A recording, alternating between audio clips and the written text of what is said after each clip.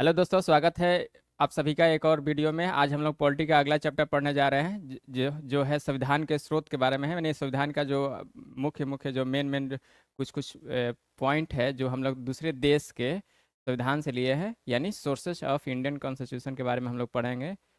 तो अगर इसमें देखेंगे तो सबसे ज़्यादा अगर कोई सोर्स अगर मतलब कि है तो 1935 का जो अधिनियम है, यानी भारत शासन अधिनियम 1935, वहाँ से हम लोग सबसे ज़्यादा लिए हैं। लगभग 80% वहाँ से लिए हैं, ठीक ना। और अगर देखेंगे तो जब संविधान हमारा बन के तैयार हुआ था तो 395 अनुच्छेद था। तो 395 अनुच्छेद में लगभग 250 से ज़्यादा अनुच्छेद हम लोग वहीं से लिए हैं। तो आइए देखते हैं कौन कौन सा प्रावधान कहाँ कहाँ से लिए हैं। तो सबसे पहले इसी के देखा जाता है। यहाँ से क्वेश्चन यही पूछा जाता है कि भारत का जो संविधान है उसका जो सबसे अधिक पोर्शन कहाँ से लिया गया है। तो सबसे अधिक पोर्शन कहाँ से लिया गया है? यही भारत शासन अधिनियम 1935 से लिया गया है। आप लोगों को पता है कि आज़ादी से पहले जो अंग्रेज यहाँ पे राज कर रहे थे तो अलग अलग समय पे अधिनियम और एक्ट लाकर उसे नियम के तहत यहाँ पे कर रहे थे। ठीक है, शुरू में तो वो कंपनी के तौर पर आए थे, लेकिन बाद में वो प्रशासनिक जिम्मा भी संभालने लगे। तो उसके लिए जो संसद है इंग्लैंड का, मतलब ब्रिटेन का, वो कुछ कुछ अधिनियम लाते रहा है। तो लास्ट वाला जो मेन अधिनियम था ये वाला 1935 था। यहाँ से हम लोग लगभग 80% लिए हैं। और अनुच्छेद वाइज अगर बात करेंगे तो 395 में लगभग 250 अनुच्छेद हम लोग यहाँ से लिए हैं। यानी ये समझ सकते हैं कि यहाँ से कितना लिया गया है। तो इसमें हम लोग जो मुख्य मुख्य उसी को देखेंगे। तो सबसे पहले अगर आप लोग देखेंगे तो न्यायपालिका है, जो न्यायपालिका का लिया गया है यहाँ से, ठीक है। और न्यायपालिका के अलावा अगर और भी देखेंगे तो लोक प्रशासन जो है उसको यहाँ से लिया गया है। फिर कैग के बारे में देखेंगे तो कैग भी लिया गया है।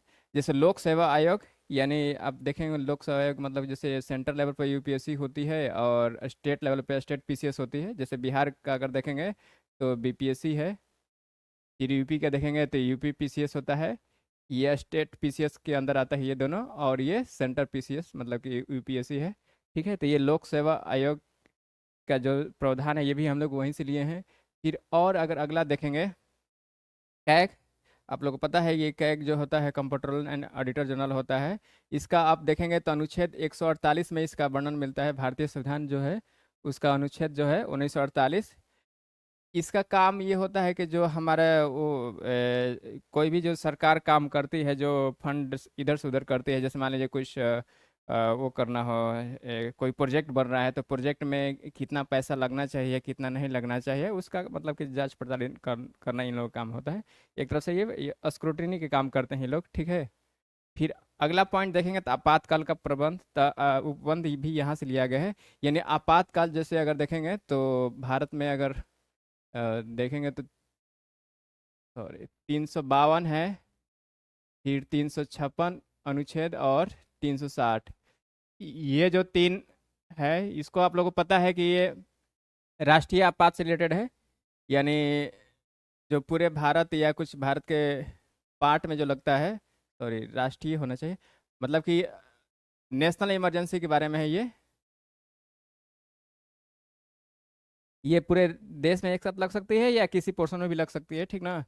और ये 356 राष्ट्रपति शासन के बारे में है। स्टेट में अगर स्टेट मशीनरी अच्छा से काम नहीं कर रही है तो ये सब लगता है। और ये 360 जो है वित्तीय आपात है, ये कभी नहीं लगा है। लेकिन ये एक स्टेट में कई बार लगा है, सबसे ज़्यादा शायद पंजाब में लगता है, ठीक ना। शुरू में वहाँ पे ज़्यादा इशू आ रहा था तो इसलिए पंजाब में इस्तेमाल इसका ज़्यादा किया गया है।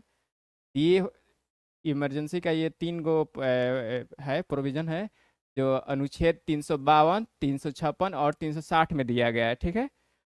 हालांकि आप ध्यान रखेंगे कि आपातकाल का जो है मतलब उपबंध ये लिया गया है भारत शासन अधिनियम 1935 से। लेकिन आपातकाल के समय अगर हमारा मौलिक अधिकार को निलंबन करने का जो आ रहा है उपबंध, वो आया है जर्मनी से। यानी आप इमरजेंसी के समय पे फंडामेंटल राइट को अगर सस्पेंड किया जा रहा है तो वो वाला चीज़ लिए हैं हम लोग, जर्मनी से लिए हैं। अगला देखते हैं। राज्यपाल का कार्यालय ये इतना कोई फेमस नहीं है, लेकिन ये आप लोग याद रखेंगे, ये और ये, ठीक ना। ऑफिस ऑफ गवर्नर भी यहीं से लिया गया है, ठीक है।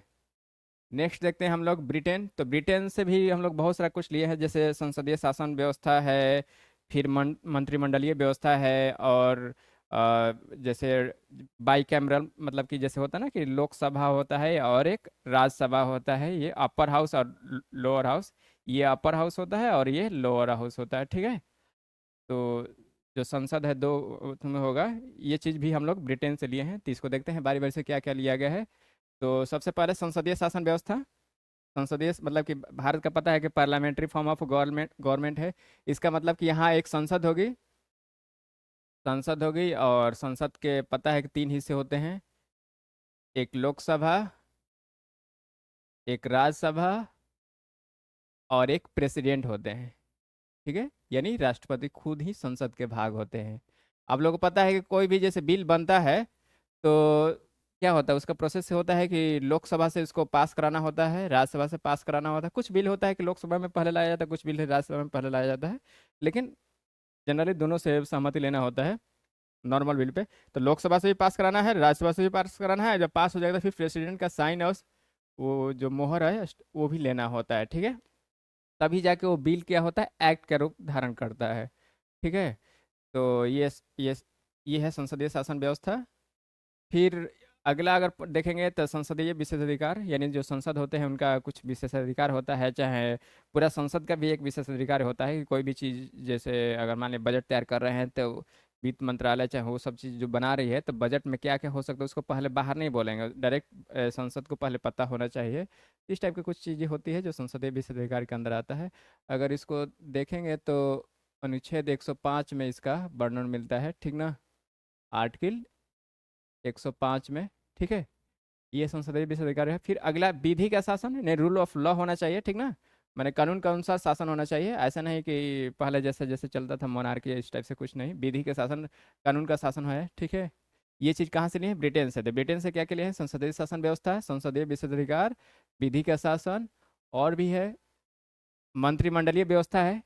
यानी आप लोग देखें कैबिनेट सिस्टम है, जैसे क्या होता है, एक प्राइम मिनिस्टर होते हैं, प्राइम मिनिस्टर होते हैं और उनके जो मेन पोर्टफोलियो होता है उनके कुछ मिनिस्टर होते हैं। इन लोगों का ग्रुप जो होता है उसको कैबिनेट सिस्टम बोला जाता है, ठीक ना।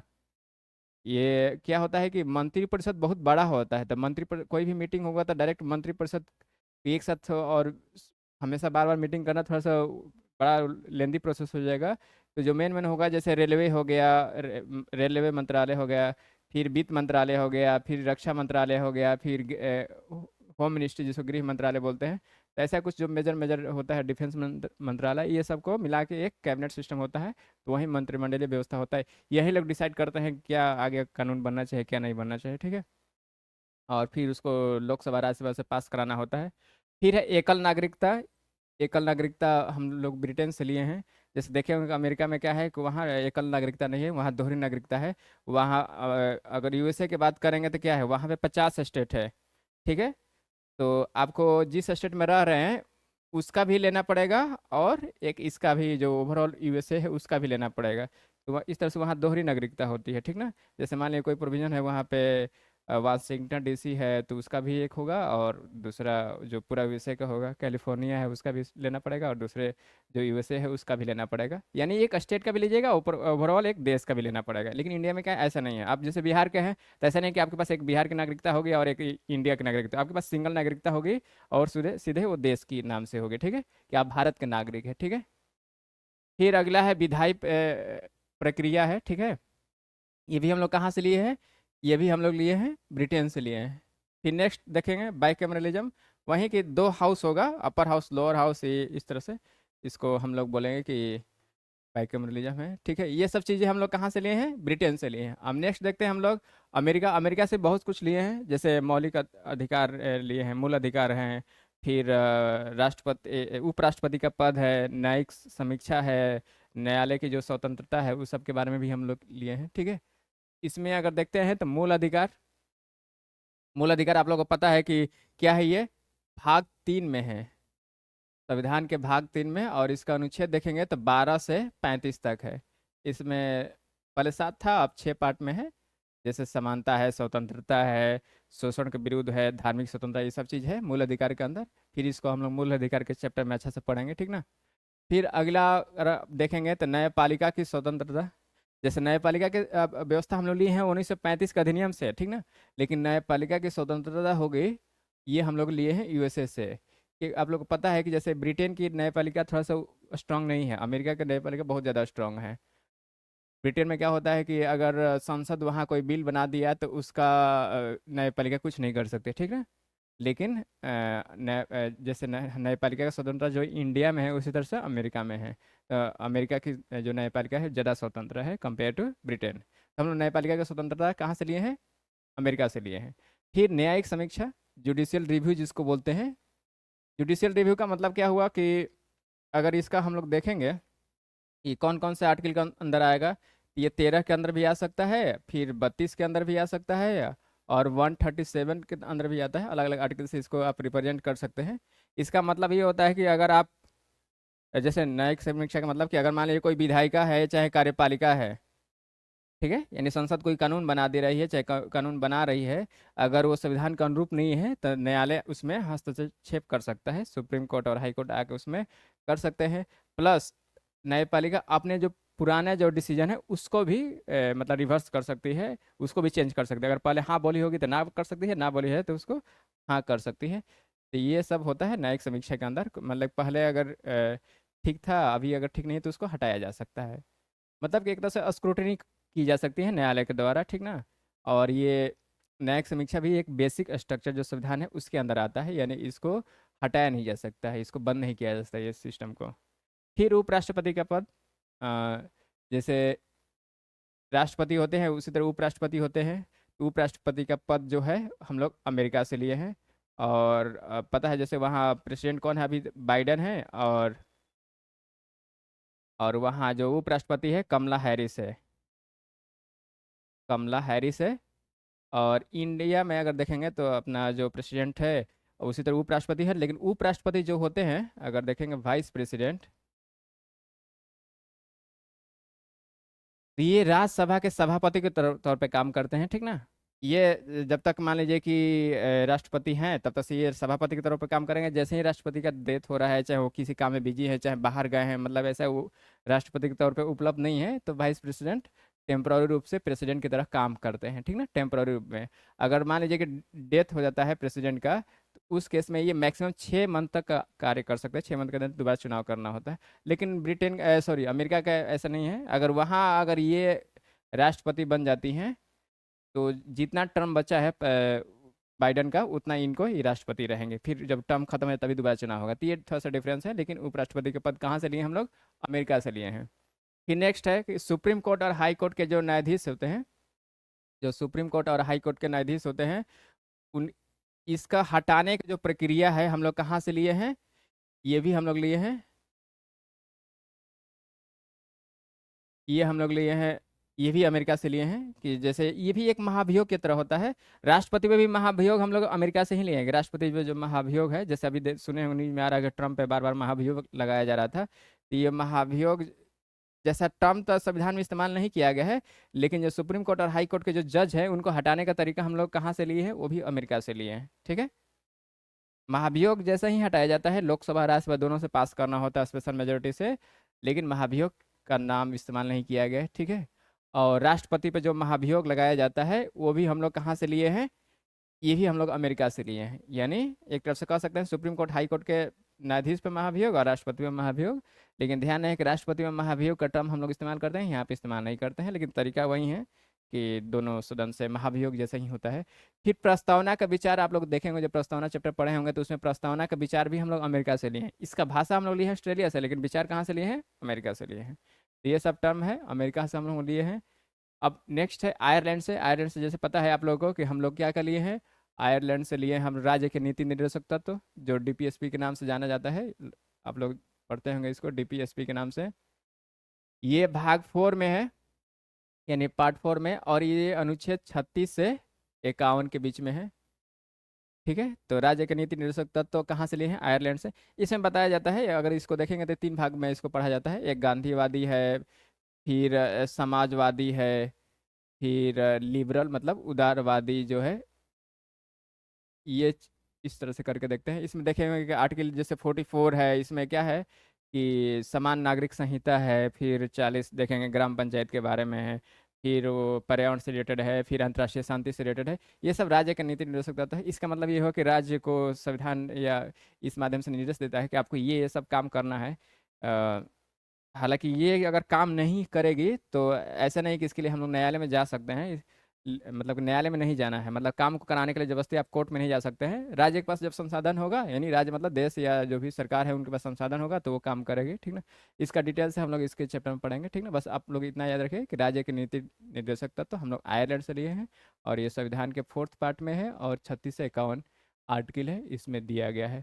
फिर राष्ट्रपति के निर्वाचन की विधि, जैसे राष्ट्रपति का चुनाव जो देखे होंगे कि सिंगल ट्रांसफरेबल वोट्स के द्वारा होता है। एकल जो मत है वो क्या होता है, ट्रांसफर होते रहता है। मतलब एक बार हम आप चुनाव करिएगा, तो चुनाव में अगर एमपी या एमएलए है तो चुनाव में भाग लीजिएगा। मान लीजिए कि पहला वोट इनको दिए है तो यहाँ पे 1 हो जाएगा, फिर 2 हो जाएगा, वरीयता क्रम के आधार पर होता है। तो राष्ट्रपति के निर्वाचन की विधि हम लोग कहाँ से लिए हैं, आयरलैंड से लिए हैं। फिर है राज्यसभा के सदस्यों का मनोनयन, यानी नॉमिनेशन जो होता है, जो नॉमिनेट कर रहे हैं। तो राज्यसभा के सदस्यों के जो 12, इसमें आप लोग को पता है कि राज्यसभा के कितने मेंबर होते हैं, 233 + 12 होते हैं, यानी 245 होते हैं मेंबर। इसमें से 12 को नॉमिनेट किया जाता है, ठीक ना। 12 को नॉमिनेट किया जाता है, बाकी ये राज्य के जो एमएलए हैं उनके द्वारा इनका चुनाव होता है, ठीक ना। इनका टर्म 6 साल का होता है, ठीक है। फिर कनाडा से हम लोग लिए हैं, क्या लिए हैं, तो संघीय व्यवस्था लगभग जो हमारा है वो हम लोग कनाडा से लिए हैं। संघीय व्यवस्था में क्या है, तो केंद्र ज़्यादा मजबूत है, ठीक ना। केंद्र ज़्यादा मजबूत है, हम लोग केंद्र को ज़्यादा मजबूत कर रखे हैं, क्योंकि देश जब आज़ाद हो रहा था बहुत सारे उथल पुथल उस समय मचा हुआ था, देश का बंटवारा भी हुआ था, तो इसीलिए फिर से ऐसा कुछ ना हो। नया नया देश है तो थोड़ा सा बना था, तो केंद्र सरकार ज़्यादा मजबूत रहेगी तो वहीं पूरे राज्य का अच्छे से हिफाजत कर पाएगी। तो इसी उद्देश्य से केंद्र सरकार को ज़्यादा मजबूत किया गया है, केंद्र को ज़्यादा पावर किया गया है। माने संघीय व्यवस्था ऐसा है जिसमें केंद्र ज़्यादा शक्तिशाली होगी। ये हम लोग चीज़ कहाँ से लिए हैं, तो कनाडा से लिए हैं। शक्तियों का विभाजन किया गया है, जैसे कुछ राज्य सरकार के अंदर काम होगी, कुछ केंद्र सरकार के अंदर होगी पावर। ये सब शक्तियों का बंटवारा का जो चीज़ है वो हम लोग लिए हैं कहाँ से, कनाडा से लिए हैं। फिर कुछ ऐसी शक्तियाँ होती है, जैसे मान लीजिए कि आप लोग को पता है कि अगर 7वां अनुसूची देखेंगे, 7th अनु शेड्यूल देखेंगे, तो इसमें क्या होगा, इसमें 3 गो लिस्ट दिया गया है। जैसे एक स्टेट लिस्ट होता है, फिर एक यूनियन लिस्ट होता है, और एक होता है कॉन्करेंट लिस्ट, यानी समवर्ती सूची, ठीक है। तो इसमें क्या होता है कि स्टेट लिस्ट यानी राज्य के अंदर जो काम करने के जो आएगी, तो इसमें क्या होगा, इसके अंदर राज्य सरकार नियम कानून बनाएगी। यूनियन लिस्ट में केंद्र सरकार नियम कानून बनाएगी, और कॉन्करेंट में क्या होगा, दोनों बनाएंगे। लेकिन अगर दोनों में अगर कुछ टकराव की स्थिति उत्पन्न हो रही है, तो इसमें यूनियन को प्रभावशाली या इसी को माना जाएगा, इसी बात को आगे माना जाएगा, ठीक है। तो कुछ चीज़ें नए नए उत्पन्न हो रही है जैसे समस्या, तो उसको अगर मान लीजिए इसमें भी नहीं है, इसमें भी नहीं है, इसमें भी नहीं है, तो वो उसको बोलते हैं अवशिष्ट शक्ति है। मतलब कि वो किसी के अंदर नहीं है, तीनों लिस्ट के अंदर किसी के अंदर नहीं है, तो वो केंद्र में आ जाएगी ऑटोमेटिक। यानी अगर अवशिष्ट शक्तियाँ है तो उस पर नियम कानून कौन बनाएंगे, तो उस पर केंद्र सरकार बनाएगी।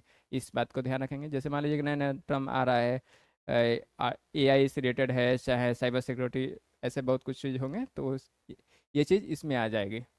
फिर केंद्र द्वारा राज्य के राज्यपालों की नियुक्ति, जैसे पता है कि राज्यपालों की नियुक्ति कौन करती है, केंद्र सरकार करती है। एक तरफ से राज्य पे कंट्रोल जमाने के लिए, कि क्योंकि हम लोग केंद्र सरकार को ज़्यादा स्ट्रांग किए हैं, तो राज्यपाल भी अगर केंद्र के द्वारा नॉमिनेट होंगे तो इनका नियुक्ति होता है, मतलब कि राज्य सरकार राष्ट्रपति इनका नियुक्ति करते हैं, तो केंद्र के द्वारा होती है, ठीक ना। इनका डायरेक्ट इलेक्शन नहीं होता है। ये एजेंट के रूप में काम करते हैं। हालांकि इसको बनाया गया किसी और उद्देश्य से, ताकि जो हमारे यूनियन है, मतलब कि जो देश है, अच्छा से यूनाइट रहे। लेकिन हालांकि ये लोग अपना पॉलिटिकल फायदा उठाने के लिए, अगर राज्य में सरकार अलग पार्टी की है और केंद्र में अलग पार्टी की है, तो फिर अपना पॉलिटिकल फायदा देखने के लिए काम करते हैं। हालांकि इस उद्देश्य से नहीं बनाया गया था, लेकिन जो भी हो, राज्यपाल की नियुक्ति कौन करता है, केंद्र के द्वारा। और ये चीज़ कहाँ से लिए है, कनाडा से लिए हैं। फिर है कुछ जैसे बिल होते हैं, जैसे आप लोग देखे होंगे अनुच्छेद 201 पढ़ेंगे, तो जैसे राज्य सरकार कुछ बिल बनाती है, बिल पास करवाती है अपने विधानसभा और विधान परिषद से, तो राज्यपाल के द्वारा जाता है। सेम तरीके से लोकसभा राज्यसभा से जैसे बिल पास होता है तो राष्ट्रपति के पास जाता है, इस तरह से राज्यपाल के द्वारा जाता है। तो राज्यपाल क्या करते हैं, या तो साइन कर देते हैं, या कुछ विचार के लिए वापस कर देते हैं, या ना तो कभी कभी रख लेते हैं कि हम राष्ट्रपति से इस पर सहमति लेंगे। तो वहीं राज्यपाल द्वारा जो राष्ट्रपति के लिए अपना कुछ विधेयक अपने पास रख लेते हैं कि राष्ट्रपति अगर इसमें अनुमति देंगे तभी एक्ट के रूप में आएगा। तो ये चीज़ भी हम लोग कहाँ से लिए हैं, कनाडा से लिए हैं। ऐसा नहीं कुछ कानून बन जाए जो हमारा देश के लिए मतलब अच्छा नहीं है, चाहे वो सब चेक करने के लिए किया गया है, ताकि मतलब कि नियम कानून जो भी राज्य सरकार बनाए वो कायदे में बनाए, ज़्यादा नुकसान ना करे। तो इस ये चीज़ कहाँ से लिए हम लोग, कनाडा से लिए हैं। फिर नेक्स्ट हम लोग देखते हैं ऑस्ट्रेलिया। ऑस्ट्रेलिया से आप लोग जानते हैं कि ऑस्ट्रेलिया से क्या क्या लिया गया है। एक तो मेन चीज़ इसकी आती है समवर्ती सूची। पता है जैसे 7 शेड्यूल में अगर आप लोग इसको देखेंगे तो 3 लिस्ट है। तो समवर्ती सूची में क्या होता है, दोनों बनाती है, केंद्र सरकार भी बनाती है, राज्य सरकार भी बनाती है। तो जब अगर केंद्र सरकार राज्य सरकार दोनों की अगर उसमें टकरावट हो रही है तो किसकी मानी जाती है, केंद्र सरकार की। समवर्ती सूची में दोनों बना सकते हैं, बस आप लोग इतना याद रखिएगा। कुछ एग्जाम्पल अगर इसको देखना होगा तो आप एजुकेशन से रिलेटेड दोनों कानून बनाती है। फिर फॉरेस्ट से रिलेटेड भी कह सकते हैं, या मेन अगर देखेंगे, हाँ इन्वायरमेंट से रिलेटेड कह सकते हैं दोनों, और हेल्थ से रिलेटेड ये चीज़ कौन बनाता है, ये समवर्ती सूची में दोनों इस पे काम करते हैं। हेल्थ में देख रहे हैं कुछ स्कीमें केंद्र सरकार भी जारी करती है, कुछ स्कीमें राज्य सरकार भी करती है, उसी तरह एजुकेशन से रिलेटेड भी। ठीक है, तो ये चीज़ हम लोग ऑस्ट्रेलिया से लिए हैं। फिर ये जो है संयुक्त बैठक, यानी आपको देखेंगे अनुच्छेद 108 में मिलता है। कभी कभी क्या होता है कि संसद में लोकसभा और राज्यसभा दोनों के बीच में टकराहट पैदा हो जाती है, बिल पास एक पास करे दूसरे से पास नहीं होता है, तो उसके लिए क्या करना होता है, अ, दोनों सदन है उसका संयुक्त बैठक बुलाते हैं, ठीक ना, दोनों, ताकि बिल पास हो जाए। तो संसद के जो दोनों सदनों का संयुक्त बैठक है अनुच्छेद 108 में दिया गया है। और ये चीज़ कहाँ से लिए हैं हम लोग, ऑस्ट्रेलिया से लिए हैं। ठीक है, ये कब लाया जाता है, अगर मान लीजिए कोई बिल पास हो रहा है, एक सदन पास करे दूसरा सदन पास नहीं कर पा रहा है, तो उस केस में संयुक्त बैठक होती है। राष्ट्रपति बुलाते हैं, लेकिन इसको चेयर कौन करता है, तो लोकसभा के जो स्पीकर है तो वो करते हैं। ठीक है, फिर नेक्स्ट है, ये दोनों ज़्यादा फेमस हैं, हालांकि इसको भी देख लेंगे। व्यापार वाणिज्य और समागम की स्वतंत्रता, ये भी हम लोग कहाँ से लिए हैं, ऑस्ट्रेलिया से लिए हैं। ठीक है, तो ये सब चीज़ था। और एक और ये आप लोग प्रस्तावना में भी देखेंगे कि प्रस्तावना का विचार हम लोग लिए हैं अमेरिका से, लेकिन प्रस्तावना की जो भाषा है वो हम लोग कहाँ से लिए हैं, ऑस्ट्रेलिया से लिए हैं। ठीक है, नेक्स्ट हम लोग देखते हैं जर्मनी। जर्मनी से एक ही चीज़ मैंने लिया गया है, वही आपातकाल के समय जो इसका मौलिक अधिकार को जो सस्पेंड किया जाता है, मूल अधिकार को, वो कहाँ से लिए हैं हम लोग, जर्मनी से लिए हैं। ठीक ना, ये आप लोग ध्यान रखेंगे। इसमें वो है कि दो आर्टिकल है जिसका सस्पेंशन नहीं होता है, 20 और 21। ठीक है, बाकी का हो जाता है। आगे ध्यान रखेंगे हम लोग, रसिया, रूस से हम लोग क्या क्या लिए हैं। तो रूस से हम लोग एक तो लिए हैं मूल कर्तव्य, जो हालांकि संविधान के स्टार्टिंग में नहीं था, लेकिन इसको 42वां संविधान जब संशोधन हुआ था तो उस समय हम लोग इसको लाए थे, सवर्ण समिति के रिकमेंडेशन पे इंदिरा गांधी की सरकार लाई थी 1976 में। ठीक है, तो ये मूल कर्तव्य लाई थी। ठीक ना, इसमें बाद में अटल बिहारी वाजपेयी की जो सरकार थी उसमें एक पॉइंट इसमें ऐड किए थे। ठीक ना, शुरू में 10 था, अब इसमें 11 पॉइंट हो गया है। तो मूल कर्तव्य हम लोग कहाँ से लिए हैं, रूस से लिए हैं। ठीक है, ये रूस, उसी को शुरू में इसको सोवियत संघ के नाम से जाना जाता था। इसका 1991 में विघटन हो गया शीत युद्ध की समाप्ति के बाद, तब से अब इसका नाम रसिया या रूस के नाम से जाना जाता है, उसी का सक्सेसर है। फिर प्रस्तावना में देखेंगे न्याय की जो चर्चा की गई, 3 प्रकार के प्रस्तावना में न्याय की चर्चा है, सामाजिक है, आर्थिक है, राजनीतिक है। ये सब चीज़ भी हम लोग रसिया से लिए हैं। ठीक है, ये चीज़ था। फिर हम लोग अगला है फ्रांस। तो फ्रांस से क्या क्या लिए हैं, तो फ्रांस से एक देखे होंगे, जैसे इंडिया और ब्रिटेन में अगर देखेंगे तो इंडिया के जो राष्ट्रपति होते हैं क्या होते हैं, इंडिया के जो राष्ट्रपति है, अगर आप लोग ध्यान से देखेंगे, यहाँ पे जो इंडिया के जो सबसे हेड होते हैं वो राष्ट्रपति होते हैं। ठीक है, और ये इनका क्या होता है, चुनाव के दौरान आते हैं। ठीक ना, ये ऐसा नहीं कि वंशागत आते हैं, जैसे मान लीजिए कि अगर ये राष्ट्रपति एक बार बन गए तो इनके जो लड़के हैं फिर वो राष्ट्रपति बनेंगे, चाहे इनके फिर लड़के, ऐसा नहीं होता है। इंडिया में चुनाव के दौरान होता है, जो चुनाव में जीतेगा वो आ सकता है। तो इसको बोलते हैं रिपब्लिक बोलते हैं। ठीक ना, यानी गणतंत्र बोलते हैं कि इंडिया का जो क्या है, ये देश जो है ये गणतंत्रात्मक है। लेकिन वहीं ब्रिटेन के केस में देखेंगे तो वहाँ का जो हेड होता है महारानी या राजा होते हैं। ठीक ना, अभी वहाँ किंग है, महारानी अब नहीं रही। तो किंग जो है जॉर्ज शायद 3 है, पंचम 3 करके, चार्ल्स 3 करके नाम है उनका। तो ये वंश वहाँ चलता है, पीढ़ी दर पीढ़ी चलता है, वहाँ पे चुनाव नहीं होता है। जो रॉयल फैमिली है उन्हीं में से कोई आने वाले पीढ़ी का वो राजा बनता है। वहीं ब्रिटेन का, और ब्रिटेन के अंदर जितने भी है देश लगभग, उनका वो हेड होते हैं। जैसे ऑस्ट्रेलिया और न्यूजीलैंड भी का वो अपना हेड इन्हीं को मानते हैं। ठीक ना, बाकी मेन पावर जो होता है प्राइम मिनिस्टर वहाँ है, सेम केस इंडिया में भी है। मेन पावर इंडिया के किसके पास होता है? पीएम के पास होता है। उसी तरह ब्रिटेन का भी मेन पावर किसके पास होता है? पीएम के पास होता है। लेकिन जो मेन हेड होता है, यहाँ पे मोनार्क सिस्टम है, यहाँ पे क्या है? प्रेसिडेंट है। ये इंडिया के कॉन्स्टिट्यूशनल हेड है, ठीक ना? हेड है, लेकिन रियल हेड ये है। इसी तरह रियल हेड यहाँ पे कौन है? ये है, पीएम है। लेकिन यहाँ भी मोनार्क को एक तरफ से हेड बना के रखा गया है, ठीक ना? और ये उन्हीं के रॉयल फैमिली से आते हैं। यहाँ पे चुनाव का दौर होता है। जहाँ अगर चुनाव हो रहा है, तो जो चुनाव होता है तो उसको क्या बोलते हैं कि वो राष्ट्र गणतंत्र है। और गणतंत्र वाला चीज़ हम लोग कहाँ से लिए हैं? गणतंत्र वाला चीज़ हम लोग लिए हैं फ्रांस से लिए हैं, ठीक ना? फिर अगर देखेंगे आप तो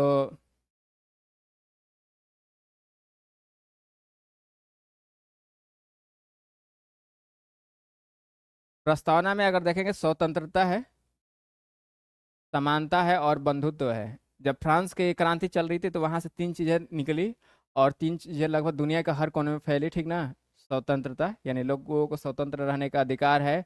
समानता यानी लोग मतलब एक दूसरे से समान रूप से रहेंगे, वहाँ भेदभाव नहीं होगा। क्या होता है ना कि फ्रांस में पहले देखेंगे तो वहाँ समाज दो तीन चार भागों में बटी थी, और कुछ भाग थे जिनका कुछ काम नहीं करना था, लेकिन उनको टैक्स नहीं देना था, टैक्स भी नहीं देना था, कुछ काम भी नहीं था, और उनको पैसे बहुत ज़्यादा थे उनके पास। और बाकी लोग जो थे समाज का, ऐसे समझिए फ्रांस में ऐसे सिस्टम था। थोड़ी सी जनसंख्या है, इनको कुछ काम नहीं करना है, कोई ड्यूटी नहीं, और कोई टैक्स भी नहीं देना है। ये इनको बहुत सारा मतलब कि इनके पास पावर नहीं है, इनके पास पावर ज़्यादा है, ये पावर ही इनके पास है, ठीक है? और इनके पास पावर भी नहीं है, और इनको टैक्स बहुत ज़्यादा देना है, ठीक है? इस तरह से वहाँ समाज असमान थी, तो उसी के लिए वहाँ पे क्रांति हुई थी। फिर बंधुत्व भाईचारा का जो है होता है ना कि वो चीज़, तो हम लोग कहाँ से लिए हैं? ये लिए हम लोग फ्रांस से लिए हैं, ठीक है? ये दक्षिण अफ्रीका, दक्षिण अफ्रीका से हम लोग लिए हैं कि संविधान में जो संशोधन की प्रक्रिया है, ये हम लोग कहाँ से लिए हैं? दक्षिण अफ्रीका से लिए हैं, साउथ अफ्रीका। ये आपको संविधान का अनुच्छेद 368 में है, ठीक ना? दो तीन प्रकार का है। कुछ होता है कि सिंपल मेजोरिटी से हो जाता है, यानी जितने लोग हैं उसमें 50% से एक ज़्यादा हो जाए तो हो गया पास। कुछ होता है स्पेशल मेजोरिटी। इसमें क्या होता है कि ये भी दो तरह से होता है इसमें। एक होता है कि स्पेशल मेजोरिटी से पास करना है, और 50% से अधिक राज्यों के सहमति भी लेना है। और एक होता है सिर्फ स्पेशल मेजोरिटी, ठीक? तो ये चीज़ हम लोग 368 में बताया गया है, और ये कहाँ से लिए हैं? दक्षिण अफ्रीका से लिए हैं। फिर एक और है कि राज्यसभा के जो सदस्य हैं, जैसे राज्यसभा के सदस्यों का मनोनयन वाला चीज़ है, हम लोग कहाँ से लिए हैं? आयरलैंड से लिए हैं। लेकिन जो सदस्यों का निर्वाचन है वो कहाँ से लिए हैं? दक्षिण अफ्रीका से लिए हैं। ये चीज़ हम लोग दक्षिण अफ्रीका से लिए हैं, ठीक ना? फिर नेक्स्ट देखते हैं जापान। जापान से एक ही चीज़ है, विधि द्वारा स्थापित प्रक्रिया है। ये हम लोग कहाँ से लिए हैं? जापान से लिए हैं। तो लगभग अब हो गया, सारा देश कवर हो गया। तो ये चीज़ जो था हम लोग कहाँ से लिए हैं? जापान से लिए हैं। और हम लोग आज के वीडियो में यही देखें कि जो संविधान के जो अलग अलग जो प्रावधान है वो हम लोग दूसरे देश के संविधान से कुछ कुछ हम लोग लिए हैं। हालांकि कुछ लोग इसको क्रिटिक्स के रूप में इसको बोलते हैं कि हमारा जो संविधान है दूसरे देश से हम लोग कॉपी कर लिए हैं, मतलब कि उधार के संविधान है, हम लोग खुद अपना बना नहीं पाए। तो ऐसा बात नहीं है, क्योंकि क्या है कि मान लीजिए किसी देश में अगर अच्छा कुछ प्रावधान है तो उसको हम लोग अगर हमारे देश में सूट कर रहा है तो उसको लेने में कोई खराबी नहीं है, ठीक ना? तो ऐसा कुछ नहीं है। उम्मीद है कि हाँ आखिरी था। तो ये था आज का वीडियो, और फिर हम लोग अगला वीडियो में देखेंगे अगला चैप्टर। या तो हो सकता है कि इसके आगे वाला मूल अधिकार या डीपीएस भी देखेंगे, नहीं तो और कुछ जो है देख लेंगे क्या देखना है, ठीक है? Thank you.